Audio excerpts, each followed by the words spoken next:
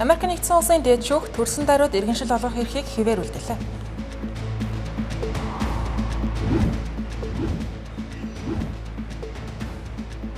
Иран болон Оман улс Ормосын хоолоогоор дамжин өнгөрөх хөлөг онгоцноос төлбөр авах тухай хэлэлцэж байна.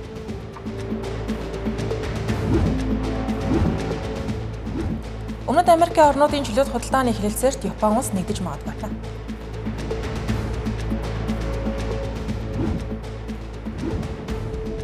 Австрали улс сошиал медиа компаниудад ногдуулах торгуулийг 2 дахин нэмэгдүүлжээ.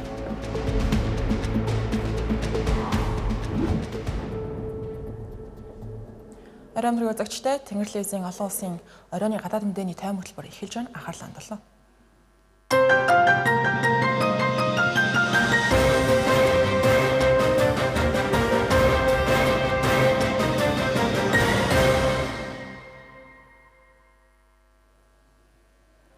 Америк нэгдсэн улсын дээд шүүх Америк нэгдсэн улсад төрсөн даруйд автоматар иргэншил олгодог төрсөн газрын зарчмыг хүчингүй болгох тухай ерөнхийлөгч Дональд Трампын оролдлогыг ницааж ингэснээр Америк нэгдсэн улсын нутаг дэвсгэрт төрсөн бүх хүүхэд тус улсын иргэн байх үндсэн хуулийн эрхтэй хിവэрэ үлдэж байна.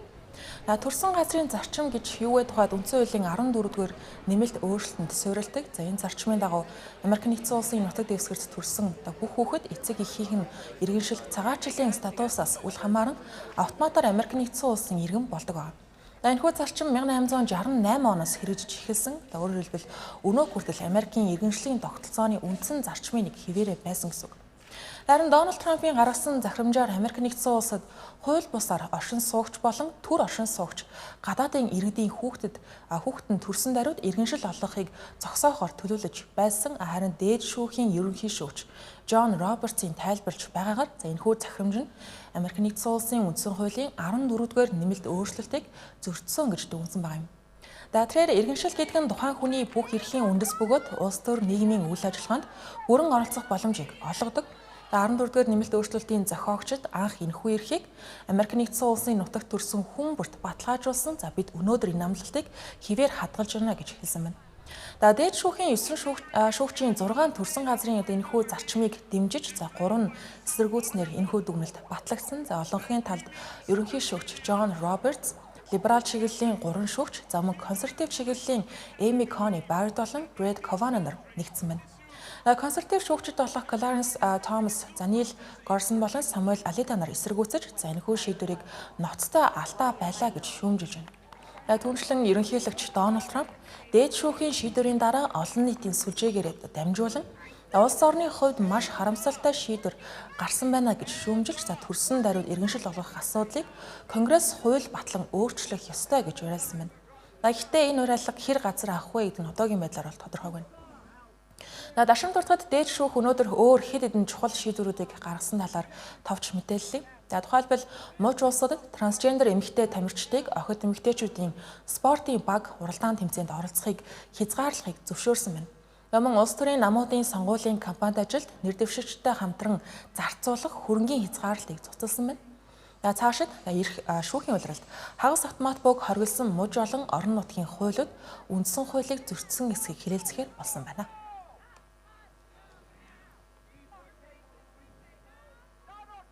Иран болон Оман улс Ормосын хоолоогоор дамжин өнгөрөх худалдааны хөлөг онгоцноос төлбөр авдаг болох тухай хэлэлцэж байгаа талаар дипломатик сурвалжууд мэдээллээ. Хэрвээ хэрэгжих юм бол энэ дэлхийн хамгийн чухал далайн тээврийн гарцуудын нэгийг хөдөлгөөнд нь томоохон өөрчлөлт оруулах үйл явдал болох юм. Ормосын хоолой нөрөө Персийн булангаас дэлхийн зах зээл рүү газрын тос байгалийн хий тээвэрлдэг хамгийн чухал ач холбогдол бүхий стратегийн усан замуудын нэг гэдгийг бид харсан. Дэлхийн далайн замаар тээвэрлэгддэг газрын тосны ойролцоогоор 20% нь энэхүү хоолоогоор дангаараа дамжин өнгөрдөг тул энэхүү хоолойн хөдөлгөөн саадах юм бол дэлхийн эрчим хүчний үн нийлүүлэлтэнд шууд нөлөөлдөг байна. Төлбөрийн тухайд одоо хүртэл бүх хөлөг энэхүү хоолоогоор ямар нэгэн төлбөргүйгээр чөлөөтэй зорчдог байсан. Харин Америк нэгдсэн улс болон Израиль улсын Ирантай хийсэн дайны үеэр Ираны талаас хоолойн хөдөлгөөнд хяналт тогтоож улмаар дэлхийн газрын тосны үн огцом өсөд хүргэсэн байна. Одоо их сурвалжуудын мэдээлснээр Оман улс Америк нэгдсэн улсын улсад албан ёсны санал хүргүүлж хөлөг онгоцууд аюулгүй навигацийн үйлчилгээний төлбөрийг сайн дурын үндсэн дээр төлөх тогтолцоог бий болгох тухай санал гаргасан юм байна. За энэхүү загвар нь Малакка, Сингапурын хоолойд хэрэгждэг системээс санаа авсан буюу хувийн сангаар дамжуулан засгийн газар, компаниуд сайн дурын хандив өгч далайн аюулгүй байдлыг санхүүжүүлэх байдлаар ажиллах юм байна. Ираны талаас энэхүү төлбөрийг заавал төлөх ёстой гэж үзэж байгаа гэдгээр ялгаатай. За үүнээс хоёр талын байр суурь зөрчилдөж байгаа нь харагдаж байгаа юм. Нэмээд Америк нэгдсэн улсын зүгээс хүчтэй эсэргүүцэж байгаа нь мэдээж. Тухайлбал Америк нэгдсэн улсын төрийн нарийн бичгийн дарга Марко Рубио энэ асуудлаар байр суурь илэрхийлэхдээ Орон улсын хоолойгоор зорчход ямар ч байдлаар төлбөр авахыг Вашингтон хүлээн зөвшөөрөхгүй гэж дахин хэлсэн байна. Мөн ерөнхийлөгч Дональд Трамп ялгаагүй өмнө нь ийм төлөвлөгөөг хүлээн зөвшөөрөх боломжгүй гэдгийг аль хэдийн хэлсэн байна. Америк нэгдсэн улс болон Иран улсын хооронд байгуулсан 60 хоногийн түр хэлэлцээрт энэ хугацаанд Орон улсын хоолойгоор ямар нэгэн төлбөргүйгээр худалдааны хөлөг онгоцуудыг нэвтрүүлэхээр тусгасан байгаа учраас энэ асуудал цааш даамжрах юм бол энэхүү 60 хоногийн түр хэлэлцээрч гэсэн аюул учирч болцсошгүй гэсэн. Энэхүү санал нь Персийн булангийн орнуудын дунд бас маргаан дагуулад байгаа юм байна. Ялангуяа газрын тосны экспортын гол гарц нь Орон улсын хоолой болж өгдөг Сауди Араб улсын зүгээс энэхүү төлбөрийн тогтолцоог эсэргүүцэж байгаа гэдгийг хамгийн түрүүнд илэрхийллээ. Үүнд Иран улсын гадаад хэргийн сайд Аббас Аракчи Орон улсын хоолой дайнаас өмнөх байдалтай буцахгүй гэж тайлбарлав. Мөн Америк нэгдсэн улстай хийж байгаа хэлэлцээний ахлах төлөөлөгчийн зөвлөх Мехди Мухаммади үүнийг татвар үйлчилгээний төлбөр эсвэл аюулгүй байдлын хураамж гэж юу ч гэж нэрлэж болно. Дэлхий дээр үнэгүй үйлчилгээ гэж байдаггүй гэж байр суурь илэрхийлсэн байна. Ерөнхийдөө Ираны дайны үеэр Орон улсын хоолойн хөдөлгөөнд нөлөөлж чаддгаа гэдгээ Иран улс инхүү харуулсан учраас энэ нөлөөгөө буюу хамгийн том хүзэр давуу талаа алдахыг хүсэхгүй байгаа нь инхүү илт харагдаж байгаа юм а. Дараагийн онцлог мэдээ. Өмнөд Америкийн улс орнуудаас бүрддэг буюу Меркосур ээлжид дээд хэмжээний уулзалтаараа Япон улстай чөлөөт худалдааны хэлэлцээг албан ёсоор эхлүүлэхээр шийдвэрлсэн байна. Ингэснээр Европын холбоотой чөлөөт худалдааны хэлэлцээр хамжилттай байгуулж чадсан энэхүү эсэл цаашдаа Азийн зах зээлд илүү идэвхтэй нэвтрэх стратегийг хэрэгжүүлж байгааг тохиолж байгаа юм. Меркосур нь Бразил, Аргентин, Уругвай, Парагвай, Боливи гэсэн 5 гишүүнтэй нийтдээ 300 гаруй сая хүн ам 3 их найд $1 орчим дотоодын нийт бүтээгдэхүүн харуулдаг байна. Латин Америкийн хамгийн том худалдааны нэгдэлд тооцогддог байна. Харин Япон улс нь нөгөө талд 120 сая орчим хүн амтай дэлхийн 4 дахь том эдийн засгтай улс байна. Бразил улсын ерөнхийлөгч Луис Инасао Лула да Силвагийн хэлж байгаагаар Меркосур зөвхөн Япон улс төдийгүй Хятад, Энэтхэг, Канада, Вьетнам, Арабын нэгдсэн Эмират зэрэг улсуудтай худалдааны шинэ хэлэлцээр байгуулахаар ажиллаж байгаа юм байна. Гэхдээ түрүүлж Япон улстай чөлөөт худалдааны хэлэлцээ хийхэд гол түлхэгдсэн өнгөрсөн сард болсон 7-гийн бүлгийн дээд хэмжээний уулзалтын үеэр Лула да Силва Япон улсын ерөнхий сайд Такаичи Санаитай уулзсан явдал болсон юм байна. Дашин дуртахад энэхүү мэдээлэл албан ёсоор зарлагдсан энэхүү эвслийн дээд хэмжээний уулзалтын үеэр Европын холбоотой байгуулсан хэлэлцээрийн тухай асуудлууд мөн хөндөгдөж гишүүд санал зөрүүлсэн байна. Тухайлбал Европын холбоотой байгуулсан худалдааны хэлэлцээрийн хүрээнд тарифын хөнгөлөлтөй экспортын квотыг гишүүн орнууд хэрхэн хуваарлах асуудлаар зөвшөлтсөлд хүрч чадаагүй юм байна. Парагвай ерөнхийлөгч Сантьяго далайд гарцгүй улсын хувьд логистикийн зардал өндөр байдаг учраас экспортын квотын 25%-ийг авах шаардлагатай гэж үзсэн байна. Гэвч энэхүү санал дэмжигдэлгүй татваргүй экспортын эрхийг төрөх хугацаанд төрүүлж хүсэлт гаргасан төрүүлж авах зарчмаар зохицуулахар болсон байна. Мөн энэ удаагийн уулзалтанд Аргентин улсын ерөнхийлөгч Хавьер Милле оролцоогүй. Түүнийг төлөөлж гадаад хэргийн сайд Пабло Кирно оролцсон байна. Аргентин улсын талаас Меркосурын нэгдсэн гадаад тарифыг бууруулж гишүүн орнууд 3 дахь улсуудтай биедан худалдааны хэлэлцээр байгуулах боломжийг нэмэгдүүлэх өргөжүүлэх ёстой гэж үзсэн байна. Харин Бразил улсын ерөнхийлөгч Лула да Силва улс төрийн үзэл бодлын ялгаатай байдлаас үл хамааран бүс нутгийн эвнэгдлийг бэхжүүлэх шаардлагатай байна гэж үзсэн Меркосурын хөгжлийн сан дэмжих зориулж ирэх 10 жилийн хугацаанд жил бүр $100 сая санхүүжилт олгохоо амласан байна.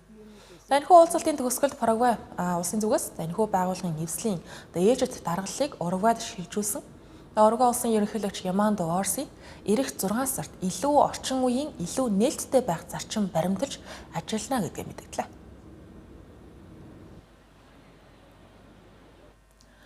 Австрали улсын засгийн газар 16-аас доош насны хүүхдүүдийг сошиал медиа дээр бүртгэл үүсгэх хэрэглэгч болохоос сэргийлэх боломжит арга хэмжээг авч хэрэгжүүлээгүй эсэргүүцсэн хандлага гаргасан платформудад ноогдуулах торгуулийн хэмжээг 2 дахин нэмэгдүүлэхээр болж байна.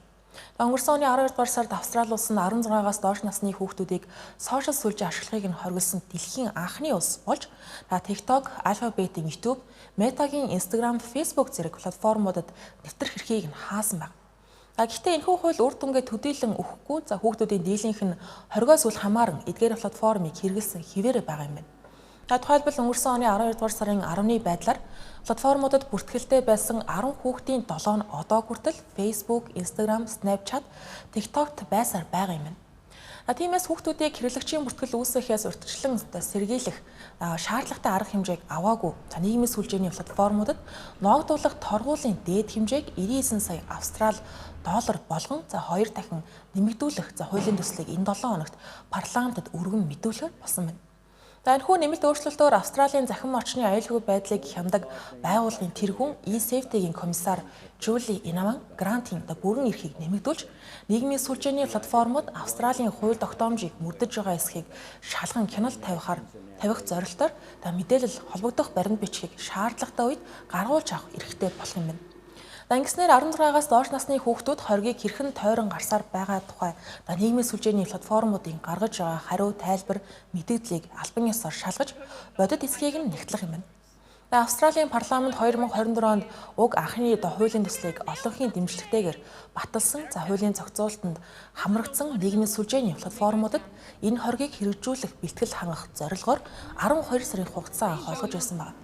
Хоргийг хуульчилсны дараагаар 5 сая гаруй хүүхдийн нийгмийн сүлжээнд хэрэглэгчийн бүртгэлийг устгаж идэвхгүй болох арга хэмжээ авсан байдаг. Үүнтэй ижил төрлийн хязгаарлалт хэрэгжүүлж байгаа мөн хэрэгжүүлэхээр төлөвлөж байгаа олон улс орнууд Австрали улсын энэхүү хориг хэрхэн хэрэгжиж ямар үр дүн үзүүлэхийг анхааралтай ажиглаж байгаа юм. Испани улс энэ оны ихэр тус улсад хууль бусаар амьдарч ажиллаж байгаа гадаадын иргэдийг хууль ёсны болгож бүртгэж авах тухай тусгай хөтөлбөр хэрэгжүүлж эхэлсэн. Одоогийн байдлаар 360 мянган өргөдөл хүлээн авч шийдвэрлсэн байгаа нь Испани улсын түүхэнд дэх хамгийн том цагаачдыг хуульчилсан арга хэмжээ болж байна. Испани улс нь 1986 оноос хойш 6 дахь удаага ийхүү хууль бус статустай цагаачдыг олноор нь хууль ёсны болох арга хэмжээ авч байгаа тохиолдол.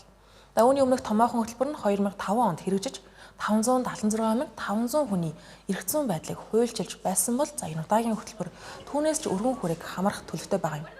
Одоогийн байдлаар ойролцоогоор 1 сая хүн оршин суух ажиллах зөвшөөрөл хүссэн байна. Хөтөлбөрийн өргөдөл хүлээн авах хугацаа өнгөрсөн бэмэр гарагт дууссан. Хөтөлбөрийн хүрээнд хууль ёсны оршин суух эрхгүй цагаачид Испанд дор хаяж 5 сар амьдарсан ял шийтгэлгүй бол 1 жилийн хугацаатайгаар сунгах боломжтой оршин суух зөвшөөрөл авах эрхтэй болсон байна. Засгийн газар 500 мянга орчим хүн хамрагдана гэж тооцоолж байсан боловч бодит тоо үүнээс хамаагүй өндөр гарсан байгаа юм. 6 дугаар сарын 12-ны байдлаар Испани засгийн газар 900 мянган өргөдөл хүлээн авсан. Эцсийн тоон үзүүлэлт 1 саяас давна гэж олонных нь тооцоолж байна. 6 дугаар сарын дунд үе гэхэд 360 мянган өргөдлийг амжилттай шийдвэрлэж өргөдөл гаргагч иргэдэд 1 жилийн хугацаатай оршин суух, ажиллах төр зөвшөөрөл олгоод байгаа юм. Засгийн газар 6 дугаар сарын 30-наас өмнө ирүүлсэн өргөдлүүдийг шийдвэрлэхэд 3 сарын хугацаа зарцуулна. Өргөдөл гаргагчдын 30% нь Колумб улсын иргэд байна. Үүний дараагаар Марокко 14%, Венесуэл 10%, Перу улсын иргэд 9%-ийг нэзэлж байгаа. Испани хөдөө аж ахуй, аялал жуулчлал, үйлчилгээний салбаруудын ажиллах хүчний ихэнх хувийг Латин Америк болон Африкаас ирсэн иргэд бүрдүүлдэг. Испани улсын нийт 50 сая орчим хүн амын 5 хүн дотны нэг нь гадаадд төрсэн байдаг. Сүүлийн жилүүдэд тус улсын хүн амын өсөлт голчлон цагаачлалаас шалтгаалж өсөж байгаа. Олон хүн Колумб, Венесуэл, Марокко зэрэг улсаас шилжин ирж байгаа юм. Ерөнхий сайд Педро Санчес энэхүү арга хэмжээ хөтөлбөрийг шудраг ёсны илэрхийлэл гэж тодорхойллоо. Мөн эдийн засгийн хувьд зайлшгүй авах шаардлагатай байсан арга хэмжээ гэж хэлсэн байна. Хөтөлбөр үргэлжилж байна. Хөрвүүлэн бусад онцлог мэдээллийг товчоор өргөе. Хятад улсын дарга Ши Жинпинг Бээжин хотноо Беларусь улсын ерөнхийлөгч Александр Лукашенкотой уулзлаа. Энэ үеэр Хятад улс Беларусь улсын үндэсний бүрэн эрх тусгаар тогтнол, нутаг дэвсгэрийн бүрэн бүтэн байдлыг тууштай дэмжинэ гэдгээ мэдээллээ. Мөн хоёр улс стратегийн харилцаагаа улам бэхжүүлж, хамтын ажиллагааг өндөр түвшинд үргэлжлүүлэн хөгжүүлэх хэрэгтэй гэлээ. Александр Лукашенко өнгөрсөн 7 хоногт Орос улбаны улсын ерөнхийлөгч Владимир Путинтэй уулзсны дараа ийхүү Хятад улсад айлчилж байгаа юм.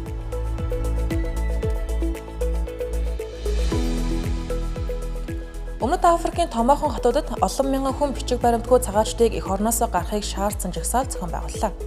Эсэргүүцлийн жагсаал хүчирхийлэлд хүрч болцсошгүй гэсэн болгоомжлолын улмаас цагдаа нар болон хувийн хамгаалтын албаныхныг нэмэлтээр дайчилсан байна. Цагаачлалын эсрэг бүлгүүд нэмэр гарагийг хууль бус цагаачдыг улсаасаа гаргах эцсийн хугацаа болгон зарлаад байсан юм. Цагдаагийн байгууллагын мэдээлснээр одоогийн байдлаар 25 мянган хүн нутаг бутсан байна. Тэдний ихэнх нь Африкийн бусад улсуудын иргэд байгаа юм. Цагдаагийн яамны газрын мэдээлснээр жагсаалууд хвчлэн 50 болсон ч гэлээ дээрэм тонуулын хэд хэдэн тохиолдол бүртгэгдсэн гэлээ. Пакистаны Лахор хотын захын Какна дүүрэгт байрлах хувийн сургуулийн төвийн дээвэр нурч 14 хүүхэд амиа алдсан талаар албаныхан мэдээллээ. Осолд өртсөн хүүхдүүдийн дунд 10-аас доош насныхан байсан ба аврагдсан хүүхдүүдийн ихэнх нь 7-оос 11 настай байжээ. Аврах ажиллагааг 1 цагийн дотор дуусгасан бөгөөд 5 хүн гэмтэж бэртсэн байна. Эрх баригчид олсын шалтгааныг тогтоохоор мөрдөн шалгах ажиллагааг эхлүүлсэн.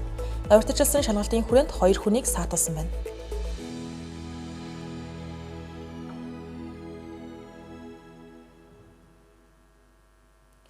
Их Британи улсын ерөнхий сайд Кир Стармер батлан хамгаалахын зардлыг нэмэгдүүлэхийн тулд бусад салбарын хөрөнгө оруулалтыг танхаа мэдгдлээ. Дадраар ерөнхий сайдын албан тушаалаасаа буухаасаа өмнөх сүүлчийн томоохон шийдвэрүүдийн нэг болгон танилцуулсан. Энэхүү төлөвлөгөөний дагуу зам эрчим хүчний зарим төслийг төлөвлөсний дагуу хэрэгжүүлэхгүй байж 2029 он гэхэд батлан хамгаалахын жилийн төсвийг 80 тэрбум фунт стерлингт хүргэхээр зорж байна. Түүний мэдэгдснээр энэхүү бодлогыг түүний залгамжлагч болох төлөвтэй байгаа Энди Бернхам үргэлжлүүлэн хэрэгжүүлэх аж. Сангийн яамны мэдээснээр шаардлагатай 15 тэрбум фунтын санхүүжилтээс одоогоор 10.3 тэрбум фунтын их усүрийг л тодорхойлоод байгаа юм байна. Үлдсэн 4.7 тэрбум фунтыг шинэ засгийн газар намрын төсвөөр шийдвэрлэхээр төлөвлөсөн байна.